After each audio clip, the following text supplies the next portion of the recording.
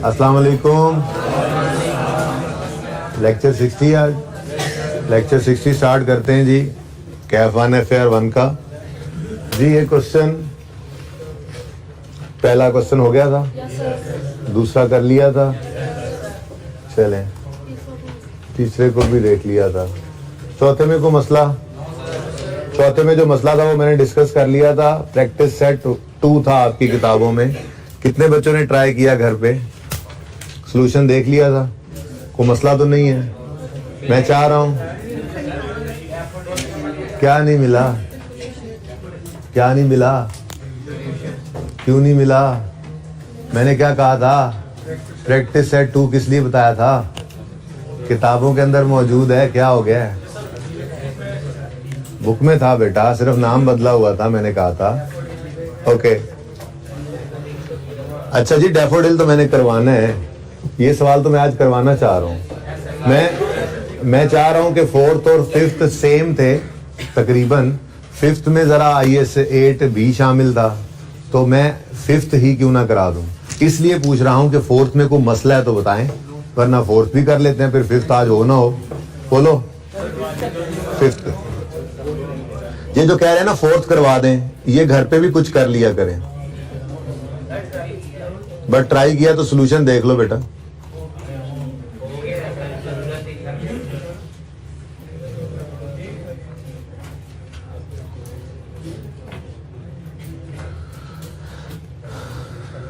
अच्छा जी, रिक्वायरमेंट है prepare DLs। बेटा बातें अब बंद कर दें, बोलने वाले को मैं बाहर निकाल दूंगा, फजूल में बोले जा रहे हैं।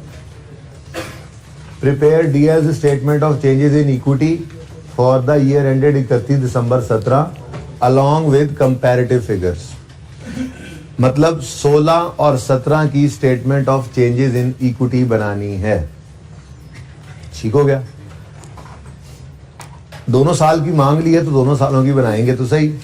लेकिन सवाल को पढ़ते हुए पॉइंट नंबर 3 में बैलेंसेस गिवन थे, ओपनिंग या क्लोजिंग देख लेंगे। और एडिशनल इंफॉर्मेशन के पॉइंट 1 में राइट इशू, बोनस इशू, फिर राइट इशू, फिर बोनस इशू, कुछ इस तरह की बातें थी। लेकिन सवाल पढ़ते हुए आपको यह पता चल गया कि पॉइंट 2 के अंदर एक प्रीवियस ईयर का एरर भी है। और वो एरर सवाल पढ़ते हुए आपको पता लग गया था कि वो एरर शुरू हुआ है कहीं 2014 से। अब हमने कौन से 2 साल की स्टेटमेंट इन इक्विटी बनानी है? 16 और 17 की। तो 2 साल 16 और 17 के तो आ गए, जो इससे पहले वाला 15 है और 14 है, उसमें भी तो गलती है। अब 16 की गलती तो 16 की चेंज इन इक्विटी में सही कर लेंगे, प्रॉफिट पड़ा होगा। 17 की गलती को 17 में सही कर लेंगे।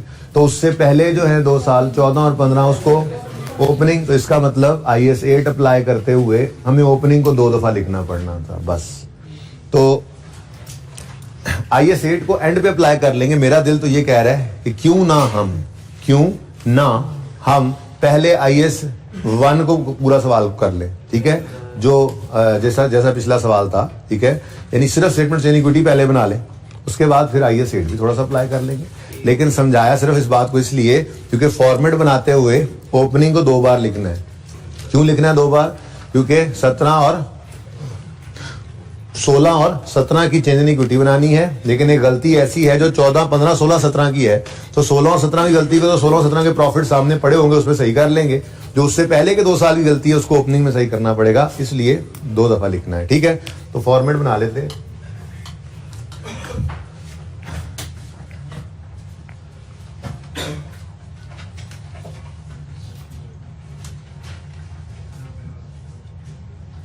For the purpose of preparation of statement in equity for the year ending 31/17, drum limited has extracted following information, जिसमें 17 है, 16 है और 15 है। 17 में हम मौजूद हैं और 16 और 15 ऑडिटेड, यानी ये यूजर्स को जा चुके हुए हैं। ठीक है, सवाल अब सारा आपके सामने है, सिवाय इसके कि यहाँ पर नीचे तो रिक्वायरमेंट थी ना, तो आप लोगों के पास क्वेश्चन पेपर तो मौजूद ही है।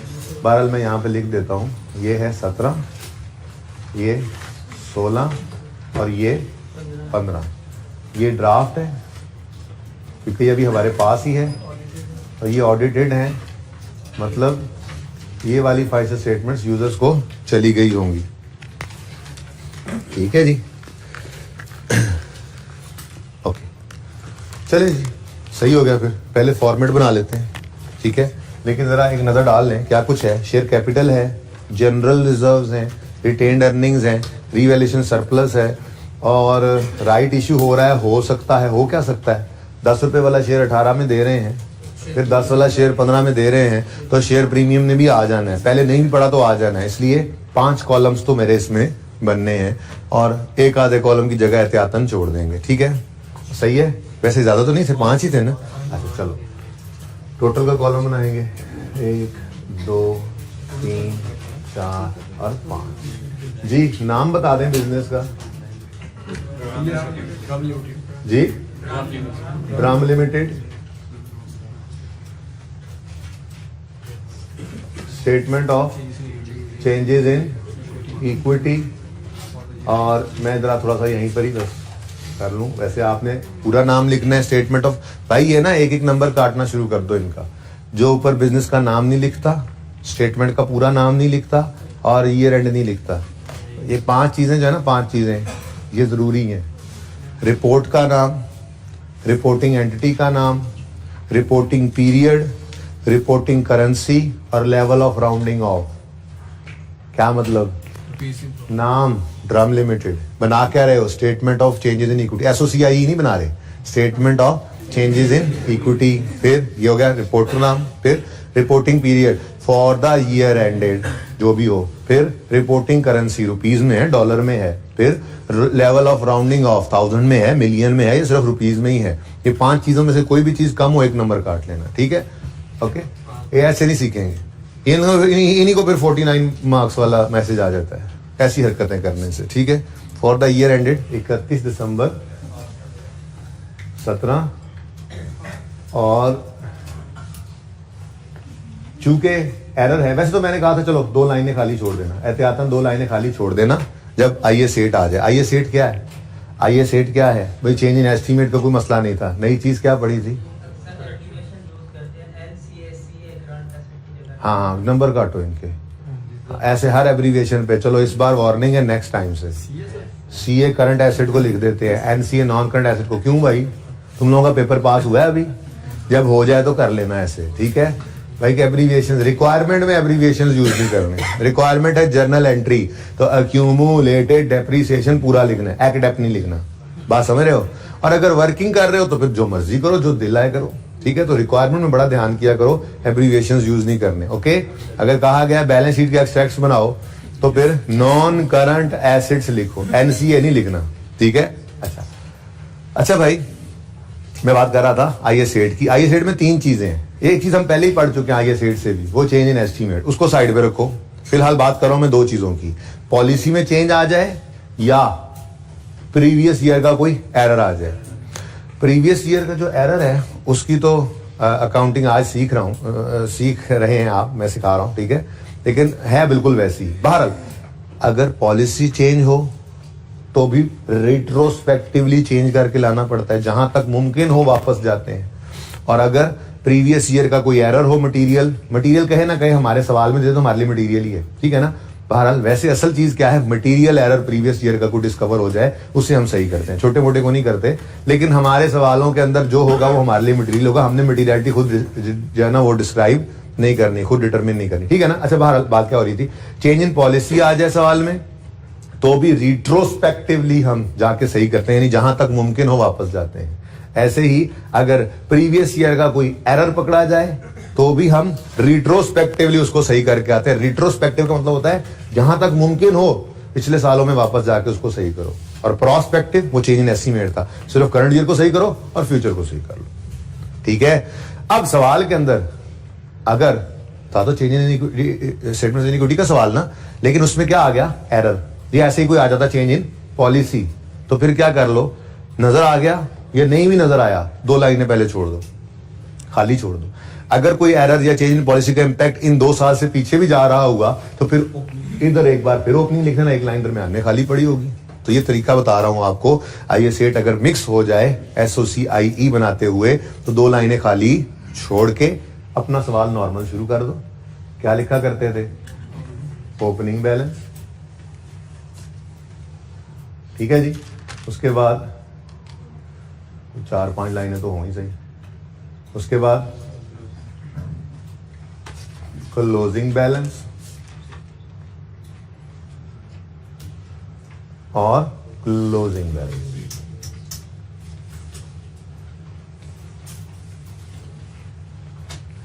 अब अगला काम, जो ऊपर रिक्वायरमेंट के अंदर ईयर एंड लिखा हुआ है उसको इधर लिख लो एज इट इज, 31 दिसंबर 2017। फिर यहां पे क्या लिखोगे, 31 दिसंबर 2016। यहां पे क्या लिखोगे, 31 दिसंबर 15 लिख लो चाहो तो, 1 जनवरी 16 लिख लो चाहो तो, एक ही बात है।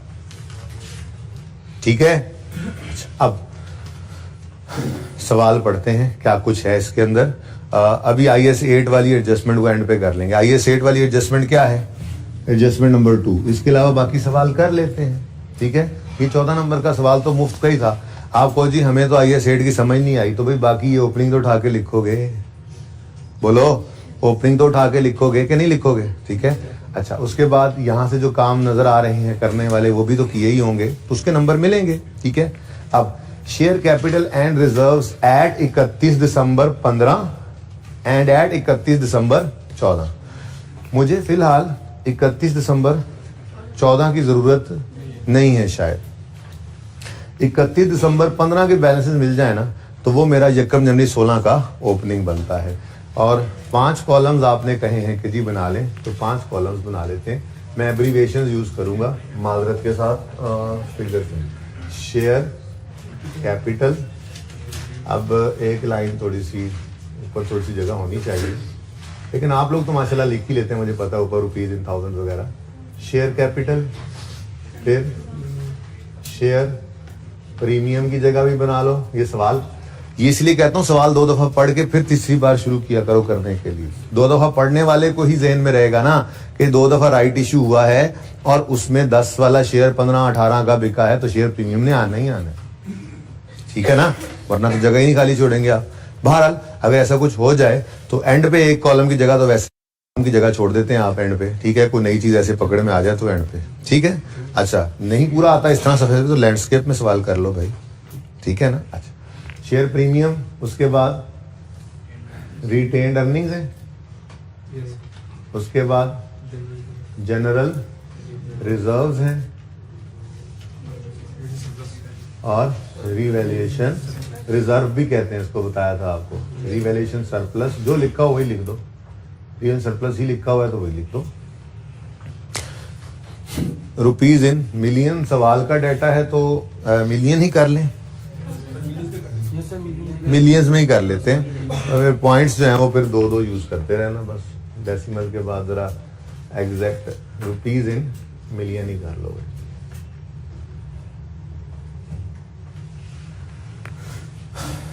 अब देखो मैंने 5 चीजें पूरी कर ली। रिपोर्टिंग एंटिटी का नाम, रिपोर्ट का नाम, रिपोर्टिंग पीरियड, रिपोर्टिंग करेंसी और लेवल ऑफ राउंडिंग ऑफ। तो ये 5 चीजें जरूरी हैं। ठीक है, आइंदा ये 5 चीजें जिसकी नहीं लिखी हुई होंगी उसके नंबर कटते रहेंगे। ठीक है, अच्छा ओके। अब मुझे ओपनिंग बैलेंसेस अवेलेबल हैं, ठीक है, वो भी लिख लेते हैं। शेयर कैपिटल का ओपनिंग देखो ना, इसने क्या बोला, 31 दिसंबर 2015। ठीक है, तो 31 दिसंबर 2015 में जो 1600 है वो हमारा 1 जनवरी 16 का ओपनिंग बन जाएगा 1600। ठीक है, ठीक है, ठीक। उसके बाद नेक्स्ट जनरल रिजर्व्स कितने हैं, 1850, सॉरी 1850। उसके बाद रिटेन्ड अर्निंग्स हैं 1430।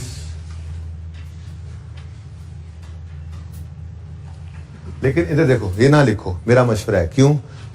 क्योंकि प्रीवियस ईयर का एरर है। अच्छा चलो लिख दिया, अगर पर्चे में लिख दिया तो क्या करोगे, इसको यूं काट के दोबारा लिख लेना यार, कोई ऐसा मसला नहीं है, कोई इतनी बड़ी रॉकेट साइंस नहीं है। ठीक है, लेकिन मैं कह रहा हूं चलो मुझे तो ज़हन में है तो इसलिए मैं अभी से तैयारी ऐसे कर लेता हूं।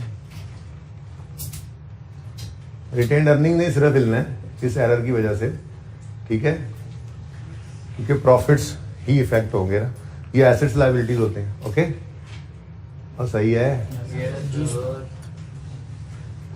फिलहाल मैंने इसको नहीं लिखा जानबूझ के, किसी ने लिख लिया पर्चे में तो काट के दोबारा लिख लेना अगर एडजस्टमेंट सामने आ जाए तो। ओके, परेशान ना हुआ करो जी, परेशानी मत हुआ। रिवैल्यूएशन सरप्लस कोई नहीं आ रहा, और मुझे तो शेयर प्रीमियम भी नजर नहीं आया। ठीक हो गया, चले नेक्स्ट। अब ये डाटा हमें गिवन है, ये पॉइंट तो हमारा हो गया, ठीक, जो हमें जरूरत था।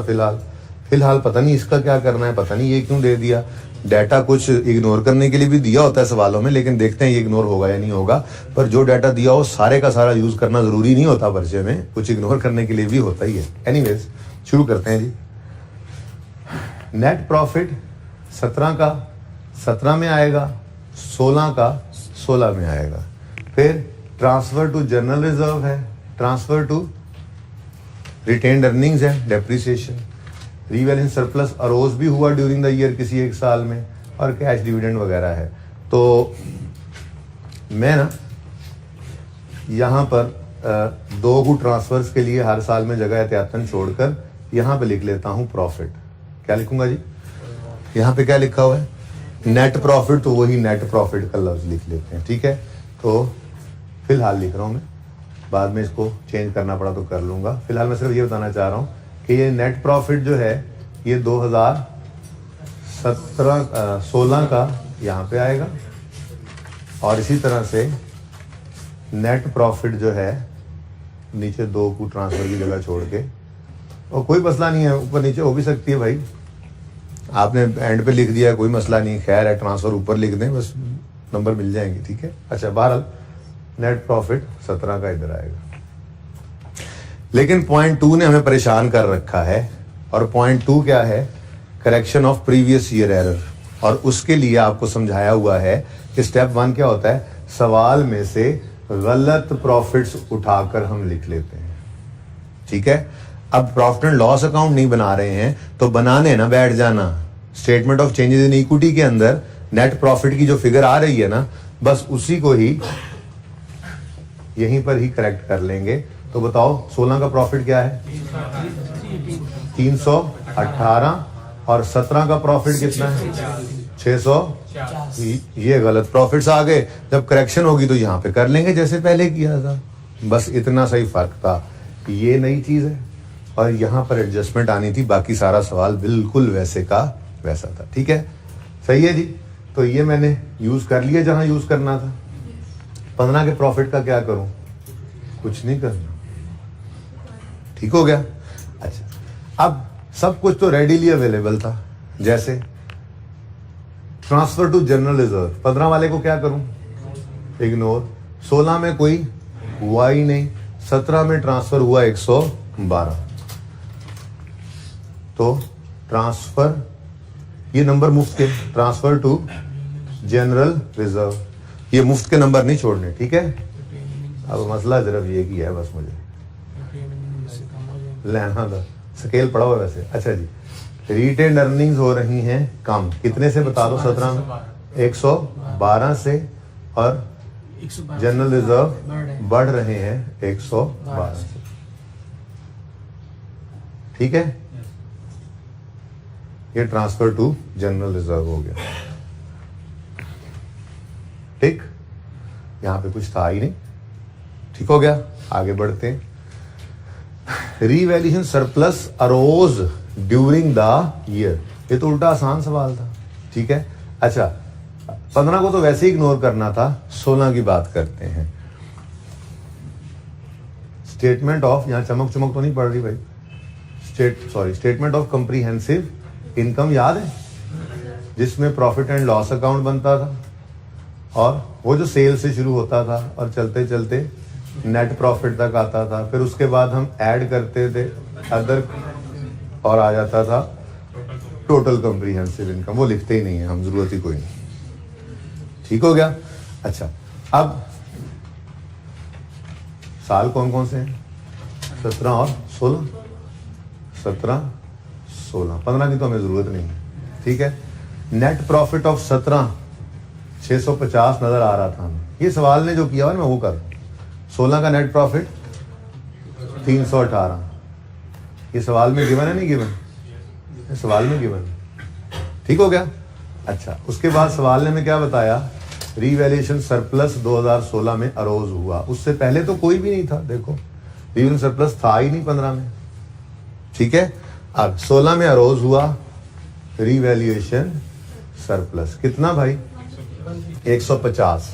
तो ये वो रीवैल्यूएशन सरप्लस है जो यहां से प्रेजेंट होकर यहां से भागता भागता, जैसे ये 318 का प्रॉफिट भागता भागता इधर रिटेन्ड अर्निंग में आता था ना, लेकिन वो एडजस्टमेंट के लिए हमने वहां पे रोक लिया हुआ है, ठीक है। ऐसे ही ये 150 यहां पे प्रेजेंट होता था, याद है, और यहां से प्रेजेंट होके रीवैल्यूएशन सरप्लस के कॉलम में आ जाता था। कोई मसला? ये तो सवाल में कुछ करना ही नहीं था, सिर्फ डाटा लिखते जाना था, ठीक है। ठीक हो गया। इधर कुछ रीवैल्यूएशन सरप्लस अरोज नहीं हुआ, अरोज नहीं हुआ, लेकिन ये 150 की ट्रांसफर तो शायद हुई हो। अब ये ट्रांसफर जो है ये यहां पे प्रेजेंट नहीं होती थी, आपको याद है, ये statement of changes in equity के अंदर ही आती थी, और वही बात उन्होंने आगे लिख दी। 15 के साल में जो ट्रांसफर हुआ उसको तो इग्नोर करना, 15 की चेंज इन इक्विटी नहीं ना बना रहे हम, ठीक है, वो हो गया होगा ट्रांसफर। 16 के साल में 49 ट्रांसफर हुआ, 16 के साल ट्रांसफर टू, अच्छा जनरल रिजर्व इसमें था ही नहीं, इसमें तो नहीं ट्रांसफर जनरल रिजर्व हुई थी, रिटेन्ड अर्निंग्स में ट्रांसफर हुआ, सॉरी हाँ, कहां से? रीवैल्यूएशन सरप्लस से। इधर करके लिखें जी, कितना भाई? 49 ट्रांसफर हुआ रिटेन अर्निंग।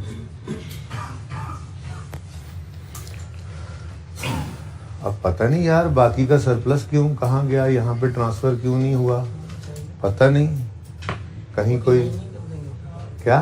49 नहीं बेटा, उसने तो नहीं लिखा हुआ कि ट्रांसफर हुआ है कुछ जनरल रिजर्व में। अगले साल ट्रांसफर होता है, सवाल में देखते हैं कोई बात करता है या नहीं करता। मुझे तो यूं लग रहा है जैसे अगले साल कोई लॉस आ गया होगा, अब वो लॉस आया होगा तो सरप्लस सारा खत्म हो गया होगा, पता नहीं अब क्या करना है, परेशानी है मुझे इस बात की, लेकिन देख लेते हैं जी। लॉस तो हो जाता है, लेकिन लॉस का हमारे सवाल में कोई लेना देना नहीं था, हम प्रॉफिट एंड लॉस अकाउंट नहीं बना रहे, ठीक है ना। कहानी कुछ इस तरह से हुई है कि मिसाल के तौर पे आप कहते हैं जी 16, पता नहीं कौन सा, 16 के अंदर 150 रुपए का सरप्लस आ गया था हमें, ठीक है। 150 का जो सरप्लस आया था रीवैल्यूएशन सरप्लस, ये 16 में था, पता नहीं कौन से एसेट में था। फिर 16 के एंड पे ये 49 ट्रांसफर हुआ और कितना बच गया जी? 101, ठीक है। अब 17 में प्रोबेबली क्या हुआ होगा कि 101 का सरप्लस खत्म होकर 0 हो गया होगा और कुछ लॉस प्रॉफिट एंड लॉस में चला गया होगा, इसी वजह से ही तो इस साल ट्रांसफर नहीं नजर आ रही मुझे, ठीक है। 17 के एंड पे डेप्रीसिएशन तो होगी लेकिन ट्रांसफर कुछ नहीं हो रही, ठीक है। तो मुझे ये लग रहा है, बहरहाल देखते हैं, सवाल को बढ़ाते हैं, फिलहाल तो जो चीजें अवेलेबल हैं वो लिखते चले जा रहे हैं। भाई समझ आ रही है? Okay next. ये सारे 15 के कॉलम देने का मकसद शायद सिर्फ और सिर्फ ये था। 7.5 फाइनल डिविडेंड है 15 का, मिला कब? 16 में। उसकी वजह क्या है? अगर हम 16 और 17 की statement of change in equity बना रहे हैं तो हमें फाइनल ऑफ 15 चाहिए और इंटरिम ऑफ 16 चाहिए अपने सवाल के लिए, फिर फाइनल ऑफ 16 और इंटरिम ऑफ 17 चाहिए। तो 1, 2, 3 और 4 तो ये हमारा पहला डिविडेंड आएगा। क्यों? फाइनल कैश है, कैश बाद में देखते हैं। फाइनल ऑफ 15 है तो 16 में आना है। चलो फिर अब आगे बढ़ी गई है बात, तो बढ़ लेते हैं आगे। ये तो फिर एंट्री करनी है, अभी कराते हैं। 25% राइट इशू हुआ यकम मई को, ठीक है। बोनस हुआ यकम अप्रैल 17 अगले साल। ईयर एंड क्या है? 31 दिसंबर नहीं है? 31 दिसंबर 16 तक कोई और बोनस, कोई और डिविडेंड नहीं आया था। ये डिविडेंड यकम अप्रैल 17 को आ रहा है, तो प्रोबेबली ये 31 दिसंबर 16 वाले साल का ही होगा, ठीक है। फाइनल है, हाँ, फाइनल डिविडेंड फॉर 16, सुभान अल्लाह। नंबर 3। अब 1 2 3 4 ये भी बताते हैं हमें कि 1 और 2 हमेशा इधर ऊपर वाले पोर्शन में आते हैं, ठीक है। जो मैं जरा पोर्शन अलग कर लूं ताकि बातें फिर सुकून से होती है जी। 1 और 2 इधर, 3 और 4 इधर, ठीक है, सही है ना। तो ये तो नंबर 3 है। आगे फिर राइट इशू हुआ यकम जुलाई को, इस डिविडेंड के बाद हुआ, ठीक है। और फिर एक और बोनस इशू हुआ यकम सितंबर 17 पे एज इंटरिम डिविडेंड। तो इंटरिम 17 में इंटरिम है तो 17 का ही होगा, तो नंबर 4 इसके साथ लग, ठीक है। इसका मतलब पहले साल में सिर्फ एक डिविडेंड है, सही है, और दूसरे साल में 2 डिविडेंड है। करें शुरू फिर कहानी, चले। ये 7.5 फाइनल डिविडेंड ऑफ 16 है, और कौन सा है? कैश नहीं, 15, सॉरी। फाइनल डिविडेंड ऑफ 15 है इन 16, और है कौन सा? कैश है। कौन सा? कैश। कितने % है जी? आमिर भाई नजर आ रहा है? ये यहां तक नजर आ रहा है?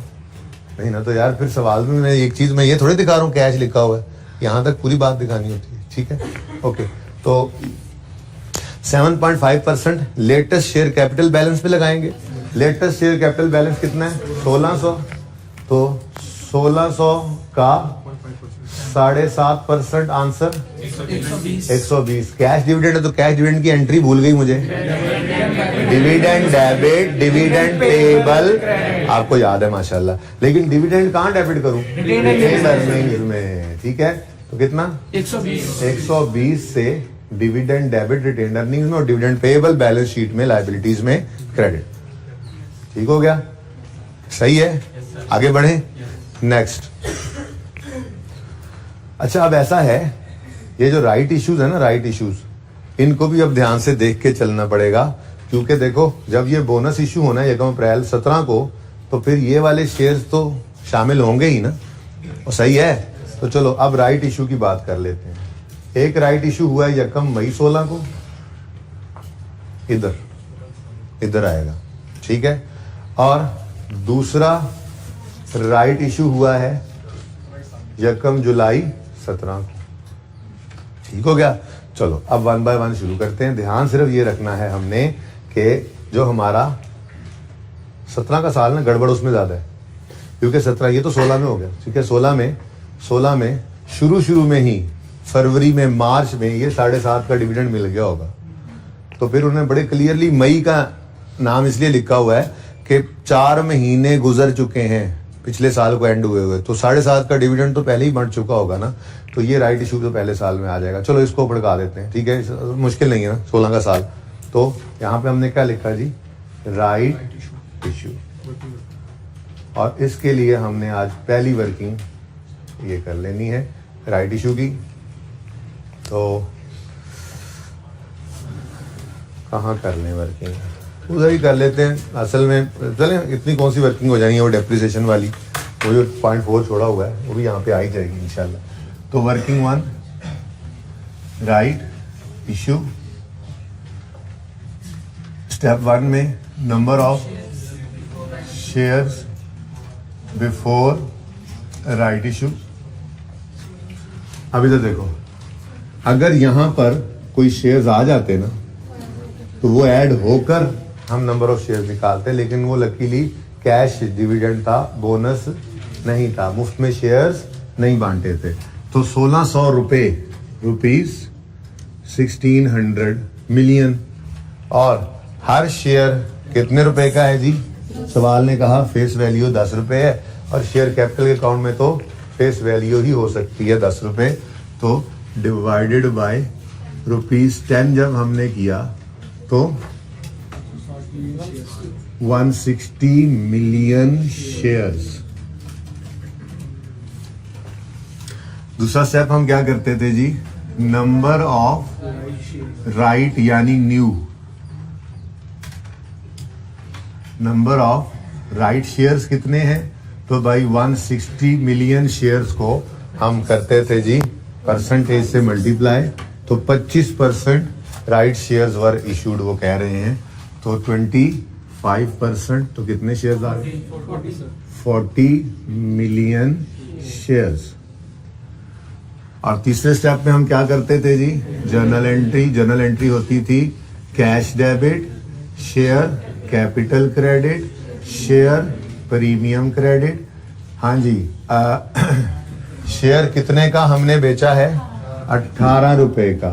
तो 10 रुपए शेयर कैपिटल में, 8 रुपए शेयर प्रीमियम में। तो कैश कितना आया? 10 रुपए, सॉरी 18 रुपए। शेयर कैपिटल में कितना जाएगा? 10, बाकी शेयर प्रीमियम में। नंबर ऑफ शेयर्स हम निकाल चुके, 40 40 40। कैश 400, पूरा 400। ये काम सबने सही किया होगा, इसके भी नंबर हैं भाई, ठीक है। तो ये हमारी वर्किंग 1 हो गई जी। कैश डेबिट, शेयर कैपिटल कितने से क्रेडिट? 400 से, और शेयर प्रीमियम 320 से। ठीक हो गया, चलें आगे।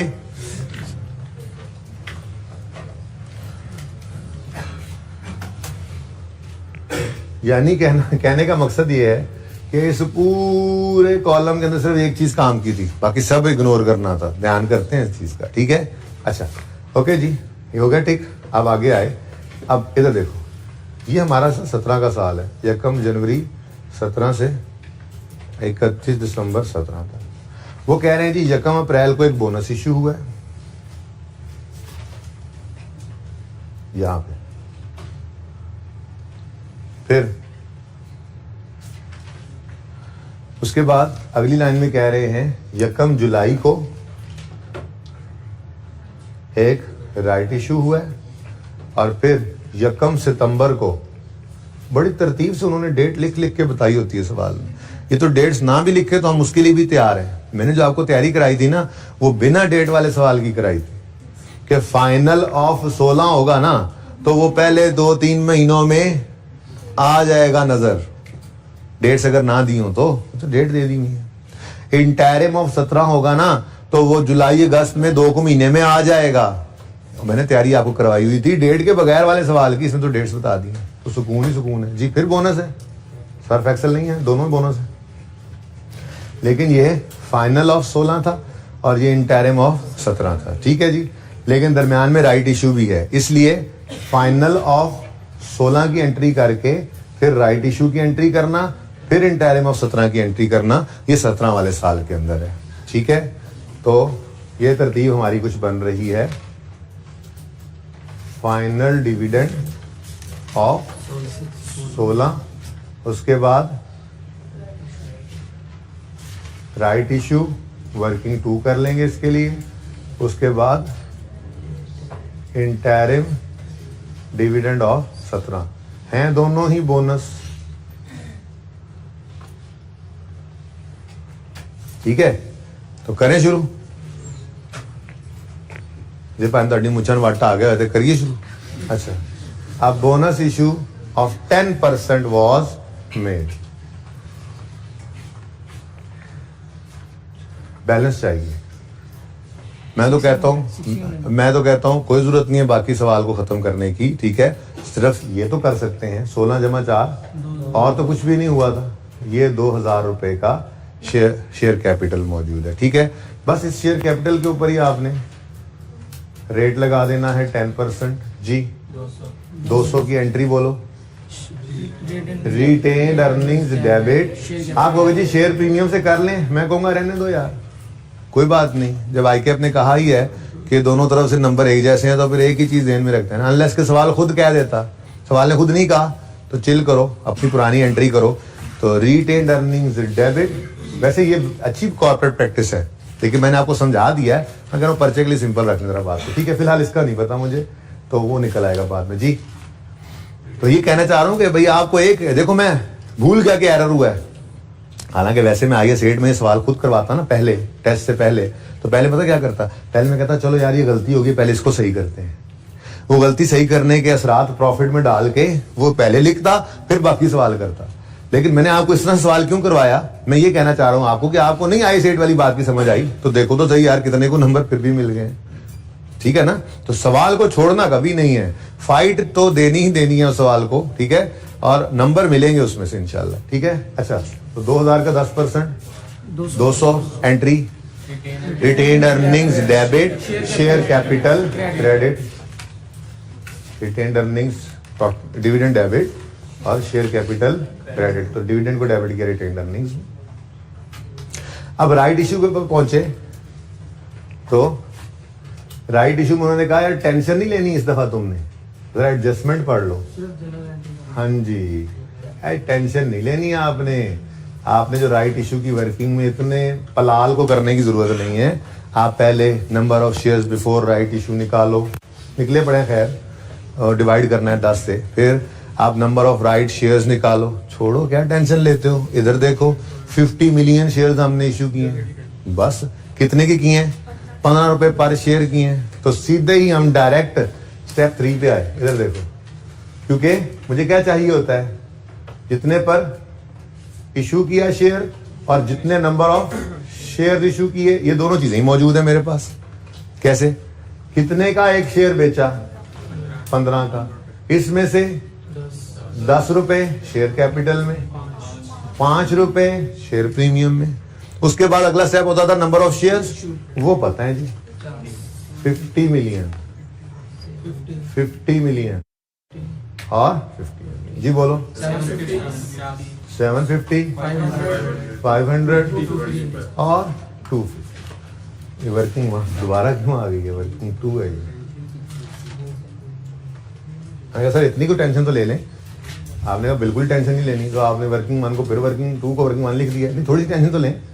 अच्छा जी, entry cash debit, share capital credit कितने से, 500 से, शेयर प्रीमियम 250 से क्रेडिट। डन जी बेटा, वो आपको समझाने के लिए किया बेटा, वो रिक्वायरमेंट नहीं है, रिक्वायरमेंट ये डायरेक्ट करो, डायरेक्ट करो। मैं तो सिखा रहा हूँ ना, तो मेरे जैसे भी बैठे होते हैं क्लास में, वो सबके लिए सिखा रहा हूँ। ठीक है, अच्छा चलें जी आगे। अब आ रही है बात बोनस की, सर्फ एक्सेल नहीं, बोनस। बोनस ये देखना शेयर कैपिटल कितना है। अच्छा पहले देखो परसेंटेज है, हाँ 15% है, 15% बोनस इशू हुआ है, लेकिन शेयर कैपिटल में बड़ी गड़बड़ हो चुकी है।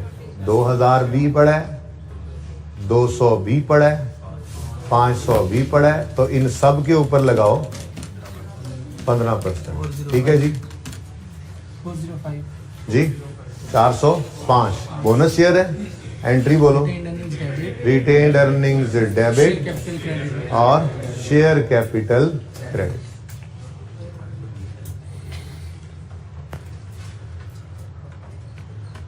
Done and done. अब बस रह क्या गया, फिर 0.2 ही रह गया अब हमारा। क्या ख्याल है,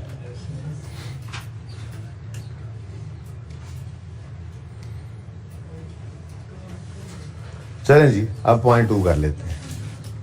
0.2 जरा पढ़ें, अब पढ़ के ना मुझे रेक्टिफाइंग एंट्री कर दें 14, 15 और 16 की, क्योंकि ये करेक्शन ऑफ एरर मैं आपको पढ़ा चुका हूं। जल्दी करें, उसी तरह से 4 साल की टाइमलाइन बनाएं और 4 साल की एंट्रीज हो, उनके साथ एक छोटी सी वर्किंग भी हो। जल्दी करें शाबाश, सब बच्चे करें।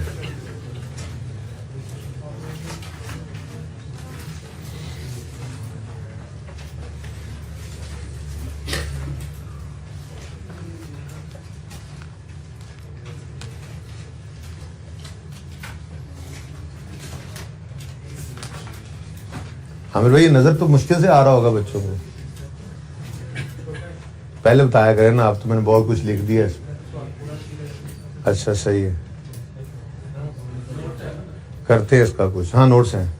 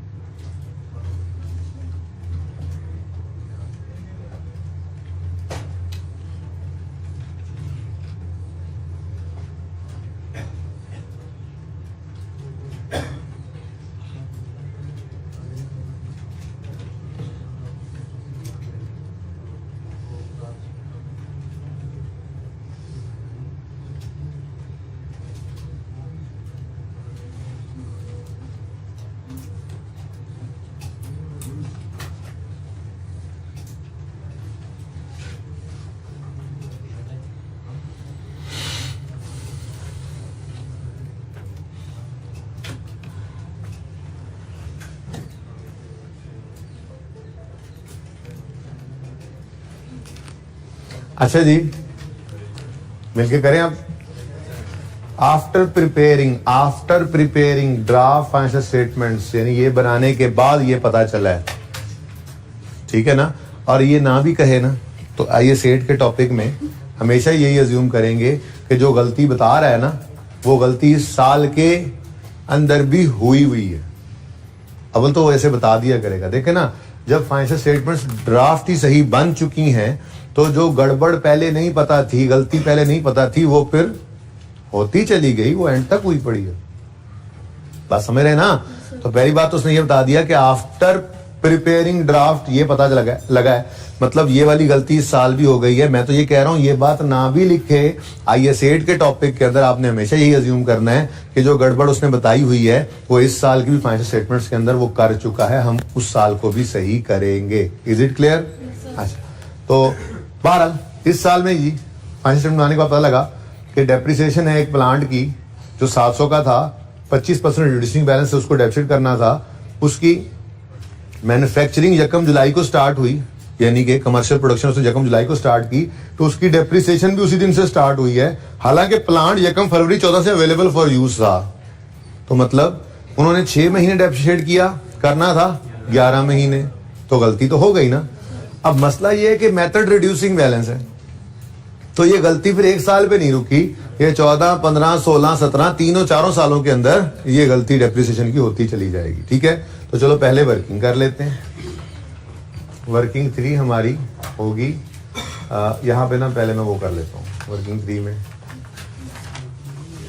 4 साल बना लेता हूँ, तो उसकी एंट्री 4 साल अगर यहाँ बन जाए, चलो गुजारा हो जाएगा। एंट्री करनी है ना, छोटी छोटी एंट्रीज कर लेंगे। ओके,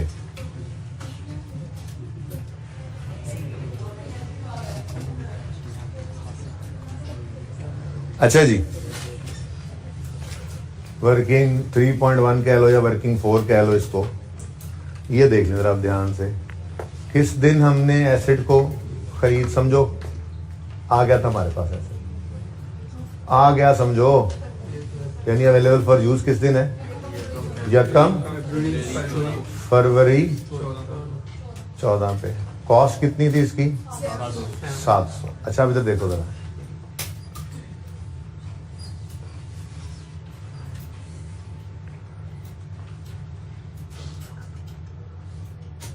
अब पहले ओरिजिनल कर लेते हैं, फिर रॉन्ग निकाल लेंगे। ठीक है, हम पहले ओरिजिनल वर्किंग कर लेते हैं कि हमने क्या करना चाहिए था हमें। ठीक है ना, तो ये मैं ओरिजिनल की बात कर रहा हूँ, ये ओरिजिनल यानी करेक्ट। ठीक है, चलो शुरू हो जाओ फिर। 31 दिसंबर ईयर एंड है, तो 31 दिसंबर 14 पर डेप्रिसिएशन 700, 25%, 11/12 कितना?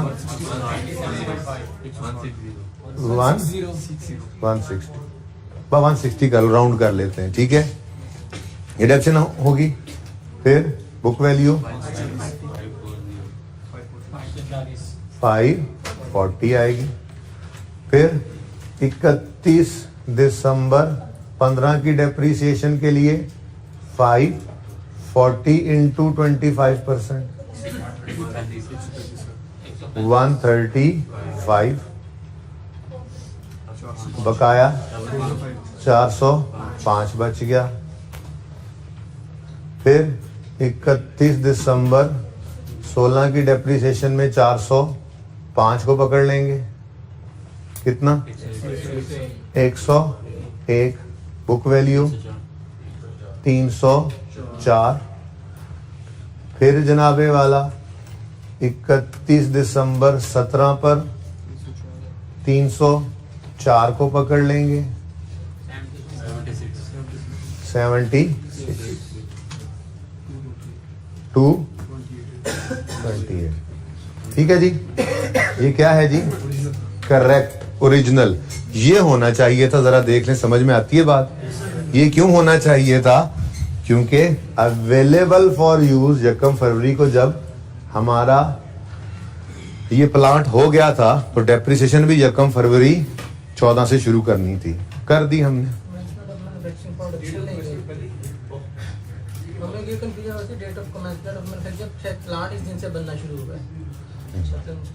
नहीं, आपकी कंफ्यूजन बहुत फजूल है।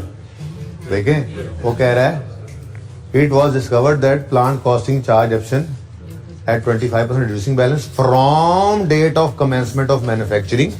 मैन्युफैक्चरिंग प्लांट की नहीं होती कभी भी, इंस्टॉलेशन प्लांट की होती है। समझ आई है ना? मैन्युफैक्चरिंग प्लांट करता है। और भाई ये बात तो कई बार इंट्रो से चलती हुई आ रही है कि 3 डेट्स पॉसिबल है। और भाई साहब इधर बात सुनो, क्या जरूरी बात है तुम्हारी उसके साथ जी? इधर देखो, 3 डेट्स पॉसिबल ही आती हैं सवाल के अंदर। एसेट आया, एसेट रेडी टू यूज हुआ और एसेट एक्चुअली यूज हुआ।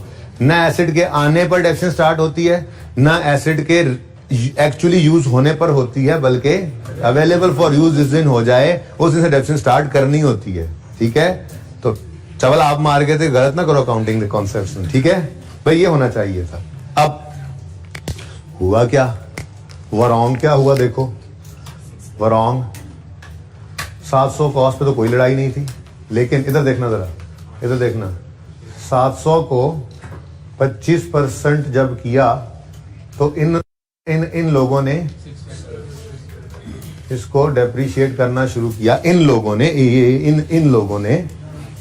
ने यकम जुलाई 14 से डेप्रिशिएट करना शुरू किया। इन लोगों ने गलत किया ना? ओके जी, 88 तो बुक वैल्यू 612। अब डेप्शन चार्ज होनी चाहिए थी 160, हुई है 88, तो मजीद चार्ज करनी पड़ेगी। चलो, लेकिन अब सारी वर्किंग कर ही लेते हैं एक ही बार, डेप्रिसिएशन का इम्पैक्ट निकाल लेते हैं। ठीक है, अब अगले साल में चूंकि रिड्यूसिंग बैलेंस मेथड था तो ये 612 अब आ गया इनके पास। 612 का 25% बोलो 150, तो पहले साल में कम हुई तो अगले साल में ज्यादा हो गई, वो शायद उल्टानी पड़ जाए। बहरहाल देखते हैं, इम्पैक्ट तो बाद में निकालेंगे। 153 459 तीसरे साल में, अब ये 459 यूज हुआ 25%, 115 आ गया। बुक वैल्यू 344, तो आखिरी साल ये जो हमारा चल रहा है इसमें 344 पे 25% उन्होंने लगा दिया होगा। 86, वैसे तो बुक वैल्यू निकालने की जरूरत नहीं है आगे, बहरहाल चलो 258।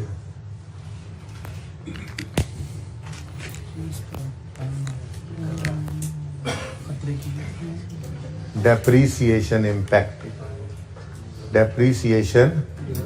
इम्पैक्ट, हाँ भाई ये देखो, ओरिजिनल से रॉन्ग पे लाना है, यानी ये होना था ये हो गया, ऐसा ही है ना। अब 160 डेप्शन होनी चाहिए थी, 88 हुई, डेप्शन कम हुई, कितना कम हुई, कितना 72 से डेप्रीसिएशन को बढ़ाओ, बस ऐसे ही बढ़ाओ ना, वर्किंग है हमारी, वहां एंट्री कर लेंगे।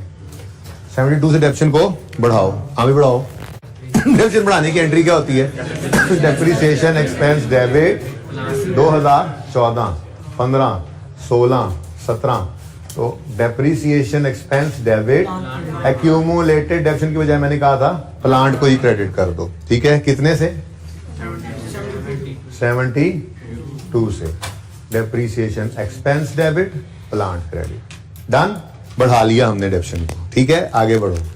माना ऐसा सवाल नहीं था, लेकिन इस जैसा चेंजिंग पॉलिसी भी तो इस जैसा ही था, तो थोड़ा सा दिमाग ही लगाना था। बहरहाल ये मैंने IAS 8 में सवाल कराना था, मैं कहा चलो टेस्ट के बाद करा दूंगा। ठीक है, अब देख लो ना कितना कुछ, सिर्फ 2 फिगर्स अभी रहती हैं बस जो निकलनी है, बाकी तो सब कुछ हमने सवाल में कर लिया, नंबर तो सारे ले चुके हैं IAS 1 से। ओके, तो मिक्सचर तो ऐसा ही होता है बस। चले, हाँ मैंने कहा था आपको कल, शायद ज्यादती में तब करता जब मैं करेक्शन ऑफ एरर का नोट मांग लेता, नहीं मांगा भाई, वो मैंने बनवाना है अभी आपसे। ठीक है जी, आगे बढ़े। 135 की डेप्शन होनी चाहिए थी, दूसरे साल में 153 हो गई। 18 से ज्यादा है तो रिवर्स करो, कम करो। अब डेप्शन चार्ज करने की एंट्री होती है एक्सपेंस डेबिट एक्यूमुलेशन क्रेडिट, और रिवर्स करने की एंट्री होगी एक्यूमुलेटेड डेप्शन या प्लांट डेबिट और डेप्रीसिएशन एक्सपेंस क्रेडिट, कितने से? 18 से। ठीक हो गया जी, आगे बढ़ो। 101 की डेप्शन होनी चाहिए थी, 115 की हो गई, 14 रुपए से ज्यादा है तो फिर आगे अब हर साल रिवर्स ही होनी, क्योंकि पहले साल में ज्यादा चार्ज कर गए थे ना हम, ज्यादा चार्ज हमने करनी थी ना। ठीक है, तो उन्होंने कम की थी, तो फिर बुक वैल्यू ज्यादा बढ़ने की वजह से अगले सालों की डेप्शन उनकी ज्यादा आती रही, हमारी अगले सालों की कम है। बहरहाल फिर 14 से रिवर्सल है, तो प्लांट डेबिट और डेप्रीसिएशन एक्सपेंस क्रेडिट 14 से, अभी 14वां 17वां का साल भी रहता है, और 76 चार्ज होनी चाहिए थी, 76 होनी चाहिए थी, 86 चार्ज हो गई, तो 10 से ज्यादा है तो रिवर्स करो। समझ आ गई सबको? Plan debit reversal depreciation expense को कम कर लो 10 रुपए। ठीक है जी।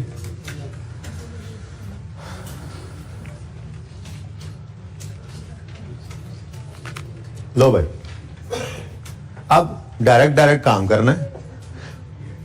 बैलेंस शीट हमने बनानी नहीं कि प्लांट वाले इंपैक्ट को पकड़े, हमें तो चाहिए सिर्फ एक्सपेंस या इनकम का इंपैक्ट। तो यहां पे एक्सपेंस है हमारे पास, वो भी कौन सा? Depreciation expense. ठीक है, 17 वाले साल की गलती 17 में सही हो जाएगी, 16 वाले साल की गलती 16 में सही हो जाएगी, उससे पहले जितने मर्जी साल हों वो। ठीक है, तो इसीलिए ये जगह छोड़ी थी, इसी दिन के लिए। तो यहां पर हमने ओपनिंग को दोबारा लिखा, ओपनिंग बैलेंस 31 दिसंबर 15 लिखा हुआ है आपने, तो फिर वही लिख लो। जख्म में 16 लिखा तो फिर वही लिख लो, फर्क कोई नहीं। ठीक है, कर लो गल पाए, तुसी कर लो फिर। अच्छा पाए, ठीक है। ये देखो भाई, ये जो रिटेन्ड अर्निंग्स थी ये 1850, इनको हम ले आएंगे। अच्छा, गलत चीज को बोल, वो रही 1430 है, पक्की बात है। ये 1430 यहां पर आ गया, यहां पर आ गया। अब ये जरा रिपीट कर दो फिर। 1600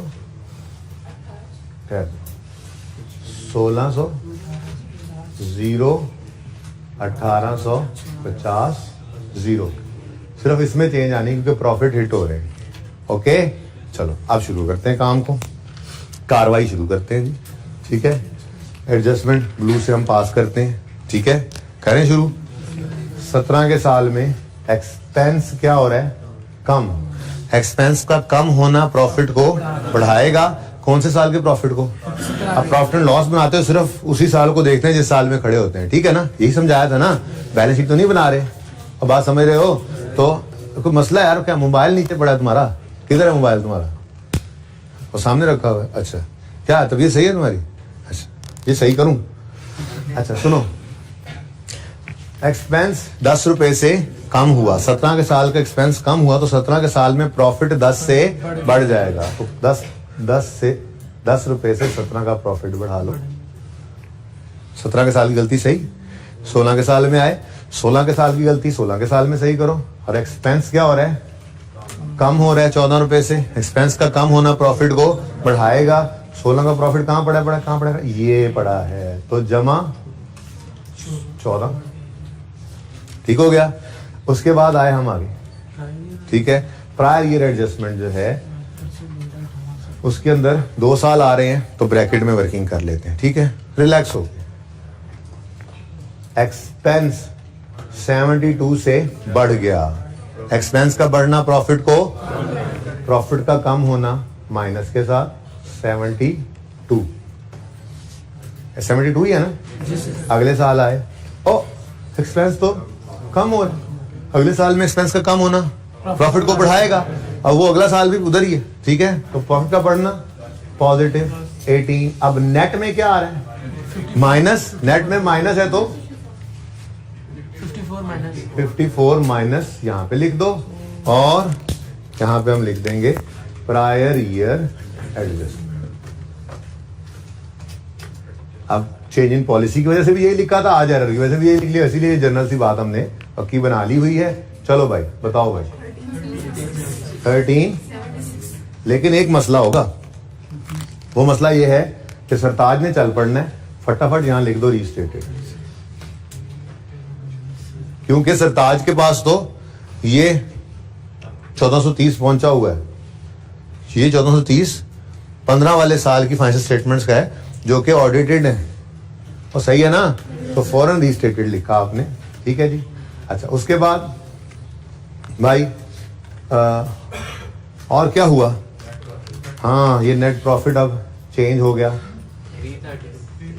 332। सही तरह से बोल दो ना, 330 ऐसे बताइए मसला क्या है इनको बेचारों को। अच्छा सुनो, 332 देखते हुए भी सरताजी तलवार अभी हाथ में ही है। क्यों? क्योंकि वो 318 देख रहा है। शुक्र है बानो भी थी, तो यहाँ पे रीस्टेटेड लिख दिया। ठीक हो गया जी। और अब भाई सवाल मेरे ख्याल से खत्म हो चुका है। कितना? 1637। अब ये 1637 के साथ भी आपको लिखना पड़ेगा रीस्टेटेड, क्योंकि 16 के साल की भी ऑडिट होकर उसके पास पहुंच चुकी हुई है। ठीक है, उसने यहाँ बैलेंस दिया, उसके पास तो पड़ी होंगी। ठीक है, तो यहाँ पे तीसरी बार तो हम ये नोट कर रहे हैं कि अगर statement of change in equity बनाए ना तो रीस्टेटेड 3 बार आता है, मैक्सिमम 3 बार। देखो मिसाल के तौर पे अगर सिर्फ 2 साल की गलती होती 16 और 17 की, तो फिर ये ओपनिंग 2 बार ना आता। ओपनिंग सही होता, सिर्फ यहाँ पे हम रीस्टेटेड लिखते इस प्रॉफिट के साथ और इसके साथ। ठीक है, 2 दफा लिखते। इस साल की गलती के साथ तो वैसे ही रीस्टेटेड नहीं लिखते हम। क्यों? बोलो क्यों? ये तो अभी हमारे पास ही पड़े हैं, ड्राफ्ट है, तो ये किसी के साथ उसने मैच करके नहीं देखना। 60 बनता है भाई, ਤੁਹਾਡਾ 70 कितना बन गया पता नहीं। अजीब लोग बैठे हुए। अच्छा, दवाई नहीं ना ली बेचारे ने। कल तो आओगे ना?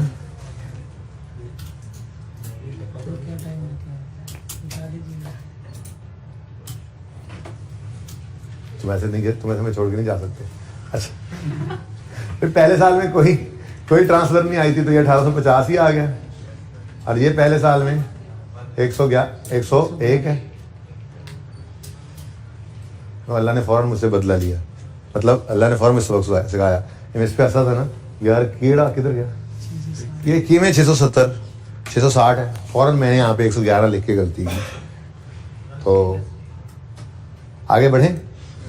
अच्छा जी, उसके बाद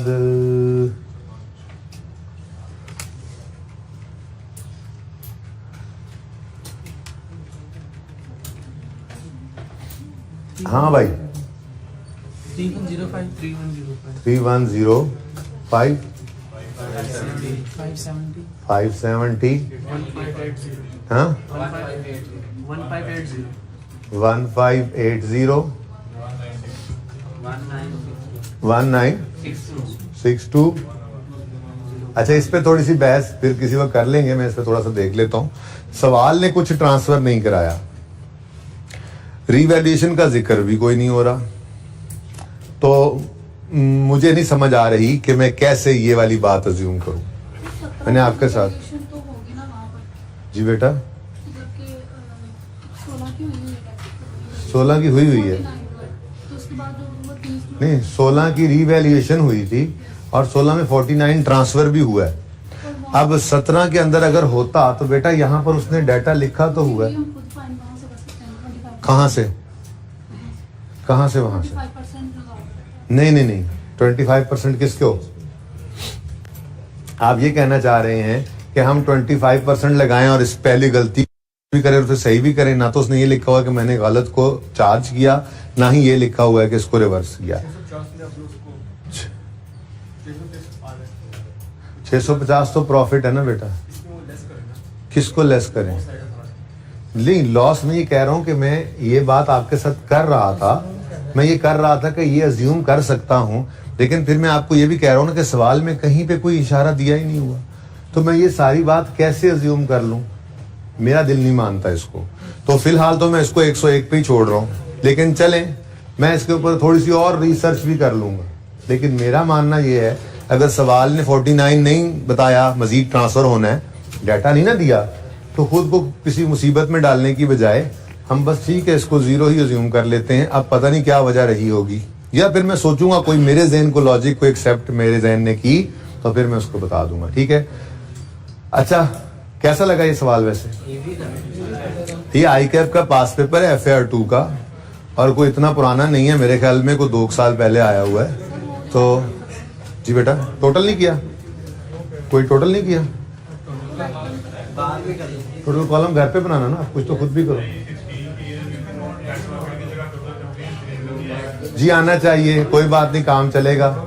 इसको मैं यूं लिख, इसका मैं हल ये निकालता हूं कि ये लिख लिया बेटा, प्लीज ये लिख लिया नेट प्रॉफिट, काम चला लिया। अब आगे चूंकि सरप्लस भी आ रहा है तो इसको काट के यहाँ पे लिख देता हूं टोटल कंप्रीहेंसिव। यार बातें क्यों कर रहे हो यार आप लोग? Total comprehensive income. अच्छा, किसी ने नहीं लिखा नेट प्रॉफिट, किसने सवाल पूछा? नेट प्रॉफिट ही लिखा हुआ है ना, तो बहरहाल कोई नहीं, एड्डी गलती भी कोई नहीं, काम चल जाएगा। लेकिन ये तरीका है बाद में, क्योंकि नेट प्रॉफिट मेरा लिखना आज जरूरी था इस वजह से कि मैं प्रॉफिट की एडजस्टमेंट सिखा रहा था ना, कि ये प्रॉफिट यहाँ पे सही करना है।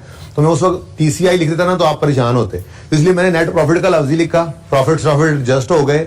अब हम एकदम से एंड पे ख्याल है ओहो टोटल कमीशन होना चाहिए था, तो काट के टोटल कम्प्रिहेंसिव इनकम लिख दिया, लेकिन एडजस्टमेंट सिर्फ प्रॉफिट की ही है, ठीक है ना, ये इसके अंदर कोई एडजस्टमेंट नहीं। क्लियर है ये बात? जी बेटा,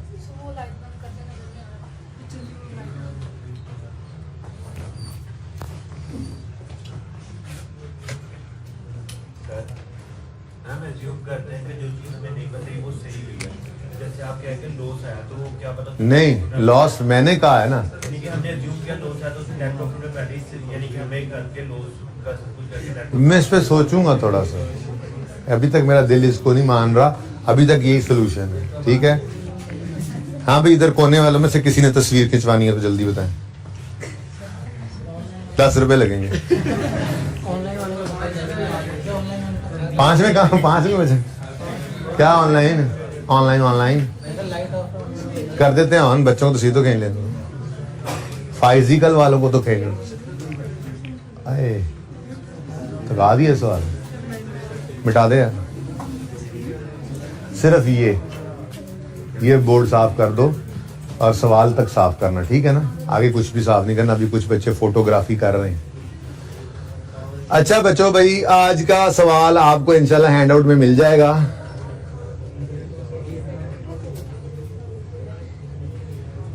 और वो सवाल है ICAP का क्वेश्चन बैंक। अभी तक हैंडआउट के अंदर ही आपको चैप्टर मिलता रहेगा, आपको पता है बस।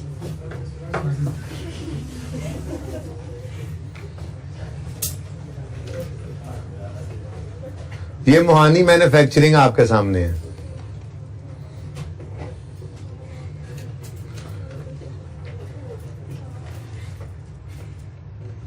ये आपको जब बुक मिलेगी तो उसमें क्वेश्चन बैंक का क्वेश्चन नंबर 2 होगा आपके सामने, लेकिन फिलहाल तो आपको मैं लेक्चर नोट्स में ये सवाल दे दूंगा, ठीक है जी।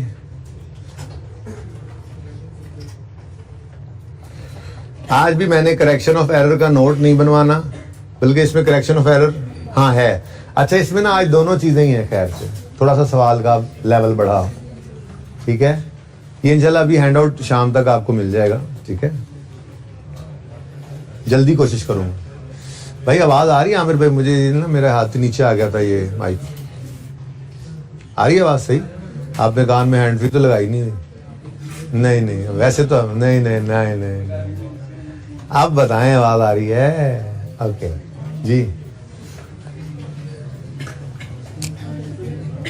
अच्छा, ये सवाल देखें, रिक्वायरमेंट देखें पहले, रिक्वायरमेंट देखें पहले। Produce an extract showing movement in retained earnings as would appear in the statement of changes in equity for the year ended 31 December 15। हाँ जी, सिर्फ स्टेटमेंट इन इक्विटी का रिटेन्ड अर्निंग्स का कॉलम मांगा हुआ है बस, ठीक है। अच्छा, सवाल पढ़ते हैं। Mohani manufacturing limited is engaged in manufacturing of spare parts for motor car assemblers. The audited financial statements for the year ended 31 December 14 disclosed that profit and retained earnings were 21 million and 89 million respectively. The draft financial statements for the year show a profit of 15 million. However, following adjustments are required to be made. एक तो statement form में जब data दिया होगा ना, तो हम उसको बना लिया करेंगे अपने प्रैक्टिस सेट 1 जैसा, सवाल के फेस पे ही बना लिया करेंगे। आपको समझ आने लग जाए बाद में तो अलग बात है, लेकिन फिलहाल बना लेते हैं उसको। स्टेटमेंट फॉर्म में गिवन है, देखो 15 के साल वापस चलो, प्रैक्टिस क्वेश्चन 1 के तो ज़हन में लेके आओ। 2003 के साल में हम खड़े थे और 2003 और 2002 की इनकम स्टेटमेंट गिवन थी और 2003, 2002, 2001 की बैलेंस शीट गिवन थी, ठीक है। तो वो बना लेता हूं मैं, जरा अभी सवाल बना रहा हूं, ठीक है। तो जरा सवाल को बेहतर करने के लिए थोड़ा, भाई वो लाइट अब ऑन कर देना फिर, ठीक है, वहां से कर दो। ओके, सवाल को जरा बेहतर कर रहा हूं। यहाँ कोई चमक चुमक तो नहीं पड़ रही है, जगह बदल रहा है भाई तू, ना वाकई बदल लिया, थोड़ी एडजस्टमेंट किया करो अपनी जगह पे, जो मेरे आसपास जगह भी खाली है जी। ऑनलाइन वालों को नहीं ना पड़ रही चमक, वो मैंने कैमरा वाले भाई से पूछ लिया है, इसलिए आप लोग अपना काम सही करें, उनको मैं उनका बंदोबस्त, क्योंकि वो यहाँ पे है नहीं, बंदोबस्त कर लेता होता हूँ। अच्छा जी, अब ये देखें भाई कुछ भी नहीं कर रहा, कुछ भी नहीं कर रहा, मैं ये कह रहा हूँ कि सिर्फ ये डाटा जो स्टेटमेंट फॉर्म में गिवन है ना, इसको जरा प्रैक्टिस क्वेश्चन 1 की तरह से बना लें, ठीक है। प्रॉफिट एंड लॉस अकाउंट हमें दिया गया था, एक्सट्रैक्ट, ठीक है, और कौन कौन से 2 साल थे? 2002, नहीं वो 2 साल थे, अब यहाँ पता नहीं कौन से, ये तो पता ही नहीं है, देख लेते हैं, ठीक है। उसके बाद बैलेंस शीट के एक्सट्रैक्ट्स थे, और वो बैलेंस शीट के एक्सट्रैक्ट्स थे जिसमें डाटा हमें 3 साल का गिवन था, कुछ ऐसा था। अब अपने सवाल को देखते हैं, हम किस साल में खड़े हैं? 31 दिसंबर 15 हमारा साल है, ठीक है। तो ये 2015 और 2014 वैसा डाटा बना रहा हूँ बस, ऐसे ही। अभी तो मैं टाइम वेस्ट कर रहा हूँ अभी, क्योंकि ये सवाल भी आपको मैंने होमवर्क में देना है, लेकिन सारा कुछ डिस्कस करके फिर कल आके पहले आधे घंटे में ये सवाल करेंगे। यानी कि हम हर सवाल को ना इंशाल्लाह कोशिश करेंगे 2 दिन में किया करें। एक दिन में आपके साथ डिस्कस किया करूं, आप उसको कोशिश किया करें, अगले दिन में हाफ लेक्चर में वो किया करें, फिर कोई नई कहानी डाला करें, फिर एंड सो ऑन, ठीक है। तो कल इंशाल्लाह करेक्शन ऑफ एरर का नोट भी कल बनाएंगे इंशाल्लाह, जिंदगी रही तो, ठीक है। आज नहीं, आज सिर्फ हम statement of change in equity बना के आएंगे घर से सुबह, ठीक है। ऐसा बहरहाल बात हो रही थी क्या, Mohani manufacturing is engage in manufacturing of spare parts for motor car assemblers, the audited financial statements of 14। भाई ये तो ऑडिटेड ही होती थी, याद है? ऑडिटेड और ऑडिटेड, और जिस साल में हम खड़े हैं वो ड्राफ्ट, ठीक है ना। बिल्कुल वैसा डाटा बनाऊंगा। मैंने आपको कहा था कि प्रैक्टिस सेट 1 को मत छोड़ना। कितने बच्चों ने जब नोट भी बन गया था तो घर पे कम से कम 3 बार किया था, 3 बार। ये मानने वाले बच्चे बस इतने से ही होते हैं जो बड़ी आसानी से ऐसे पास हो जाते हैं जैसे सीए का पर्चा ही नहीं था, ठीक है। 3 दफा कहा था आपको कि इस सवाल को कर लेना प्रैक्टिस सेट 1 को। जिन्होंने नहीं किया था वो आज जाके पहले उसको 3 बार कर लेना। मैं आपको बता रहा हूं, मैं हर सवाल में उसको रेफर करूंगा। ऐसे सवाल जैसा मर्जी होगा मैं उसको इस जैसा बना लूंगा, ताकि हमें यूं ही लगे कि हम वही एक ही सवाल किए जा रहे हैं, एक ही सवाल किए जा रहे हैं। टॉपिक आपकी मुट्ठी में आ जाएगा, बाकी आपकी मर्जी है। अगर आपने नहीं माननी है बात तो फिर ना मानने वाले तो भाई काफी होते हैं। अच्छा, एक थोड़ा सा मसला हो गया है, मुझे ये सारा कुछ दोबारा लिखना पड़ेगा ऐसे ही ऊपर जरा ज्यादा जगह ही नहीं बची। 2015, 2014, 2013। भाई ये कहीं पे नहीं नोट करेंगे आप, जब लेक्चर नोट्स मिलेंगे ना, अगर हार्ड फॉर्म में लेते हैं तो वहां पे नोट करेंगे, ठीक है। ड्राफ्ट पिक पे नोट कर लेना फिर भाई, ऑडिटेड और ऑडिटेड। प्लीज बातें मत करें, प्लीज मेरी रिक्वेस्ट मान लें, प्लीज मिन्नत है मेरी। अच्छा, the audited financial statements for the year ended 31 December 14 disclosed profit कितना 21 एंड रिटेन्ड अर्निंग्स 89। भाई बैलेंस शीट में मुझे सिर्फ फिलहाल क्या गिवन है, रिटेन्ड अर्निंग्स, और यहां पे profit for the year. Okay, क्यों भाई यही बात की हुई है, तो मैं वैसे ही बस टाइम वेस्ट कर रहा हूं आपका। उसके बाद the draft financial statements for the year show a profit of 15 million. सही है। Next, however following adjustments are required. अब आगे तो हैं एडजस्टमेंट्स। अब मुझे एक बात बताओ, हमने जो statement of changes in equity बनाई थी प्रैक्टिस क्वेश्चन 1 में, 1 को ओपन भी करना पड़ा करेगा हमें बार बार। वैसे तो मेरे पास किताब में मौजूद है, लेकिन मैं आपके लेक्चर नोट्स को ओपन कर रहा हूं, ठीक है। ये देखें जी, statement of changes in equity जो हमने इस सवाल से बनाई थी, उसमें अगर आपको याद हो या ना याद हो, मुझे तो याद है, आपने ओपनिंग लिया था इस 120 को। कुछ याद आ रहा है थोड़ा थोड़ा? क्योंकि अगर 2003 में खड़े हैं तो आपको statement of change in equity 2 साल की बनानी होती है, 2 और 3 की, और स्टार्ट होता है 2 का 1 जनवरी 2002 यानी 31 दिसंबर 2001 से। तो 31 दिसंबर 2001 की क्लोजिंग रिटेन्ड अर्निंग्स होंगी तो वही 1 जनवरी 2 की ओपनिंग बनेगी। अब आज हमारे सवाल में हम 15 में खड़े हैं। अब हम ये इतना रेफर करना, इसलिए कह रहा हूं अभी भी मौका है। आइए सेट को मुट्ठी में करना है, प्रैक्टिस सेट 1 को आज 3 बार कर लेना जिन्होंने नहीं किया। ओके, बाद में ना कहना दसिया नहीं। ओके, अब आज हम कहां खड़े हैं? 2015 में। तो 2 साल की चेंजेस इन इक्विटी बननी है, 14 और 15। जो 14 वाली रिटेन्ड स्टेटमेंट इन इक्विटी में रिटेन्ड अर्निंग्स है, उसमें 1 जनवरी 14 पर ओपनिंग रिटेन्ड अर्निंग्स हमें चाहिए। अगला काम हम कर लेते होते हैं, ठीक है। 1 जनवरी 14 की रिटेन्ड अर्निंग्स का मतलब है 31 दिसंबर 13। वो तो हमारे पास है ही नहीं। एक नई चीज आज यहां सीखनी है, ठीक हो गया। इसलिए डाटा ऐसे बनवा रहा था। आगे बढ़ते हैं, आगे क्या बढ़ना, ठीक है। उसके बाद आपको याद है कि ना तो हमने इसको यूज किया था ना ही इसको। याद आ रहा है? नहीं याद आ रहा? मैं याद कराता हूं। ये देखें, 120 को सिर्फ उठाया था, उसको 2 बार लिखा था, फिर इसको मैंने यूं करके काट दिया था। मैंने कहा था यार ये यहां से नहीं उठाने, ये अपनी स्टेटमेंट से नहीं इक्विटी से उठाने। तो हमने ये दोनों को तो उठाना नहीं होता था, चाहिए हमें ये होता था, ये मिलता था, अपनी करेक्शंस करते थे और वो अगले तो क्लोजिंग्स हमारे पास वैसे ही खुद आते थे। तो आज स्टार्टिंग पॉइंट ही मिसिंग है सवाल का। कैसा फिर? चस आई। ओके, अब ये निकालने का कोई तरीका मुझे कोई बता देना, कसम से दिल जीत ले मेरा, कोई बता दे।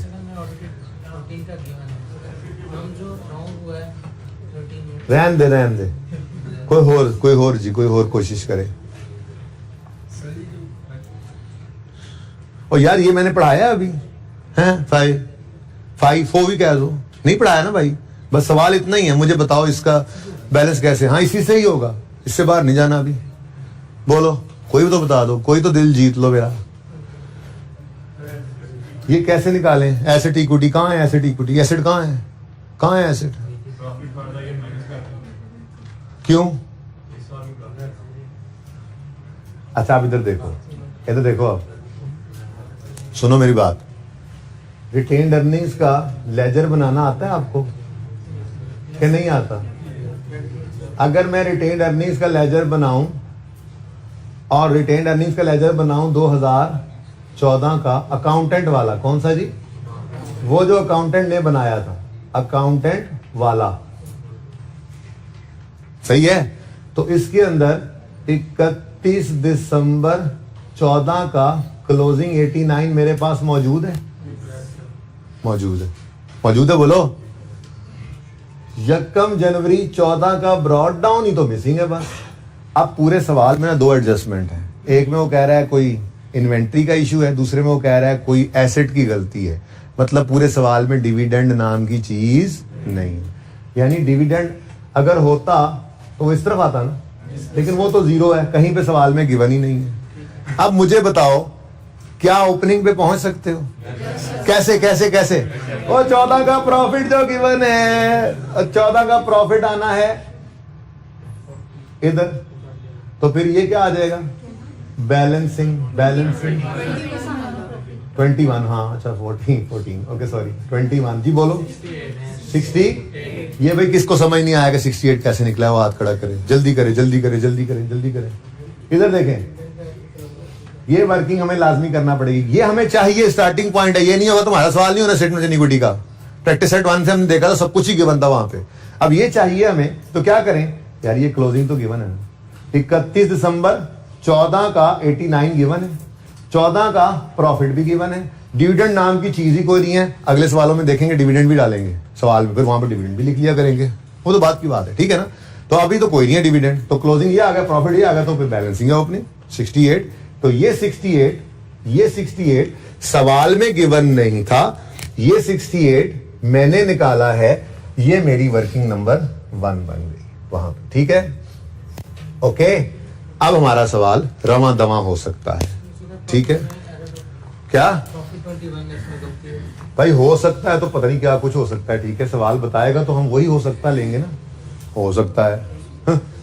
Statement of changes in equity बनेगी अब हमारी, सिर्फ रिटेन्ड अर्निंग से कॉलम चाहिए, ओपनिंग और क्लोजिंग और क्लोजिंग, बल्कि इतनी ज्यादा एडजस्टमेंट भी नहीं, दो ही है, वही प्रॉफिट में ही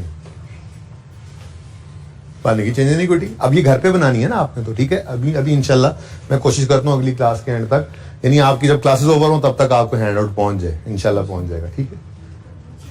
for the year ended 31 December 15, ये सवाल ने लिखा हुआ है, फॉर द ईयर 31 दिसंबर 15, तो यहां पे क्या लिखोगे 31 दिसंबर 15, यहां पे 31 दिसंबर 14, और यहां पे 1 जनवरी 14, 1 जनवरी 14, और ये फिगर मुझे चाहिए कितनी निकाली, 60, ये चाहिए थी मुझे फिगर, जो नहीं मिल रही थी, ढूंढ निकाली हमने, ठीक है। अब उसके बाद क्या है, उसके बाद कुछ भी नहीं है, इधर देखो 14 का प्रॉफिट इधर आएगा,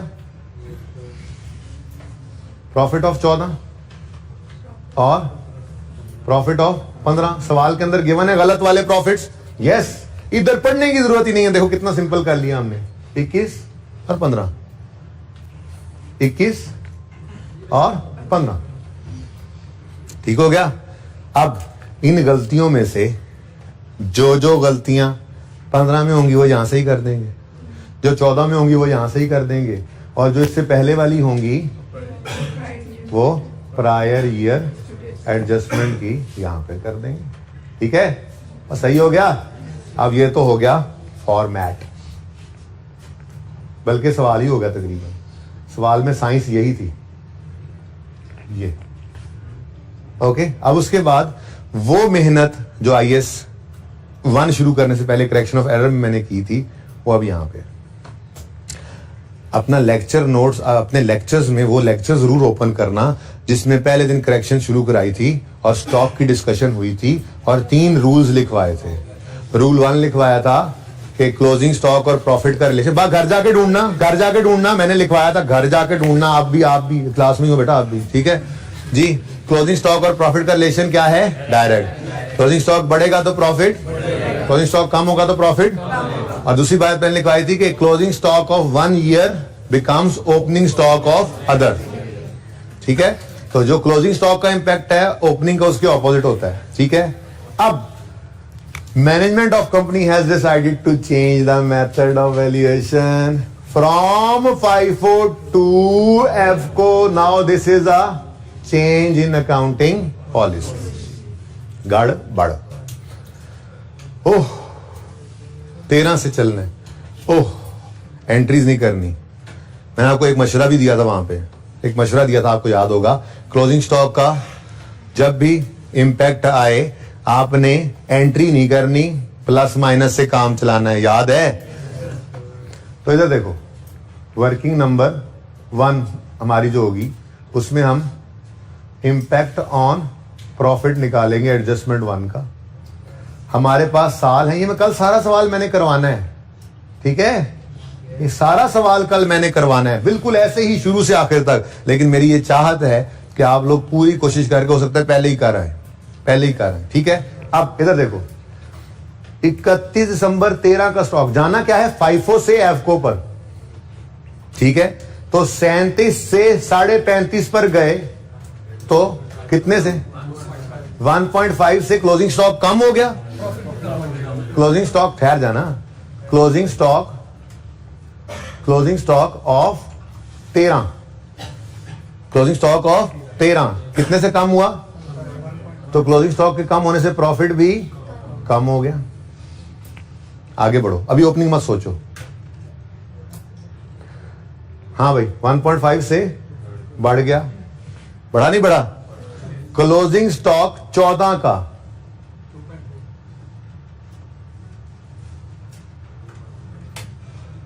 एक लाइन छोड़कर, क्लोजिंग स्टॉक ऑफ 14 1.5 से बढ़ गया 2.2 से बढ़ गया, तो 14 का प्रॉफिट 2.2 से बढ़ जाएगा।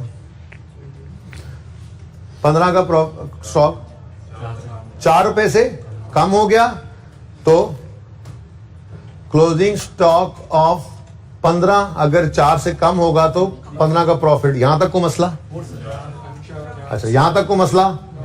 अच्छा अब देखो देखो देखो 13 का क्लोजिंग 14 का ओपनिंग बनेगा, सिर्फ साइन बदल दो।